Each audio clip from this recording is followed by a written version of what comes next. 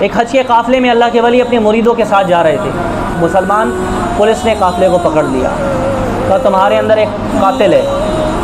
سب کو گرفتار کرتے انویسٹیگیشن کر کے چھوڑ دیں گے، جیل میں لے گئے، مریدوں کو الگ رکھا، شیخ صاحب ذرا الگ نظر آ رہے تھے، پروٹوکول کے ساتھ سے ان کو الگ جیل میں رکھا۔ 2-4 راتیں ذرا صحیح کی خاطر تواضع کرنے کے بعد جو قافلے کے لوگ تھے، مریدین تھے، انہیں چھوڑ دیا، انہیں کہا تم سب بری ہو، ثبوت شیخ کے خلاف ہے، مقدمہ ان پہ چلے گا، ساری انویسٹیگیشن ان سے ہوگی۔ اب سارے مرید رو پڑے، کہا ان کے صدقے تو ہم جا رہے ہیں، جب یہی نہیں قافلے میں تو ہمارا سفر کس کام کا؟ اب سارے ملنے آئے شیخ صاحب سے، کہا ملاقات تو کر دیں تو ہمیں پتہ چلے نا شیخ صاحب سے معاملہ کیا ہے، ہم ان سے پوچھیں انہوں نے قتل کیا ہے کیا کیا ہے۔ شیخ صاحب سے ملے، جا کر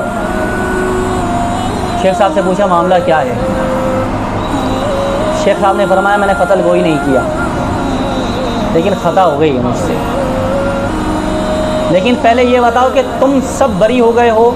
تم نے کیا کہا، کیا بیانات دیے؟ انہوں نے کہا حضرت ہمارے پاس بیان دینے کو تھا ہی کہ ہم تو حج کے مسافر ہیں، سیدھے اپنے گھروں سے نکلے، یہ مصیبت گلے آ جائے گی ہمیں کیا پتہ تھا، ہم تو ان کے آگے روتے پیٹتے رہے، وہ سننے کو تیار نہیں۔ رات بھر ہم نے اللہ سے مناجات کیا، اللہ تیری راہ کے مسافر ہیں،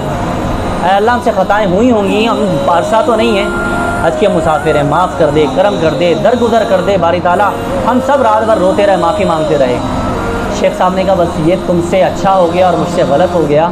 اس لیے فیصلہ میرے خلاف ہے، تم سب یہ دعائیں کرتے رہے اللہ درگزر کا معاملہ فرما، کرم فرما دے، معاف کر دے، اور میں اللہ سے یہ کہتا رہا ساری رات کہ باری تعالیٰ عدل کا معاملہ فرما دے، خامخواہ ہمیں پکڑ لیا ہے، عدل کا معاملہ فرما، ہم نے کون سا قصور کیا ہے، ہم تو تیری راہ کے مسافر ہیں۔ جب میری رات میں تھوڑی سی دیر آنکھ لگی تو مجھے بشارت ہوئی کہ عدل کا معاملہ پھر ایسا ہی ہوتا ہے، چاہے چوٹی مرے چاہے مکھی مرے، قتل قتل ہوا کرتا ہے۔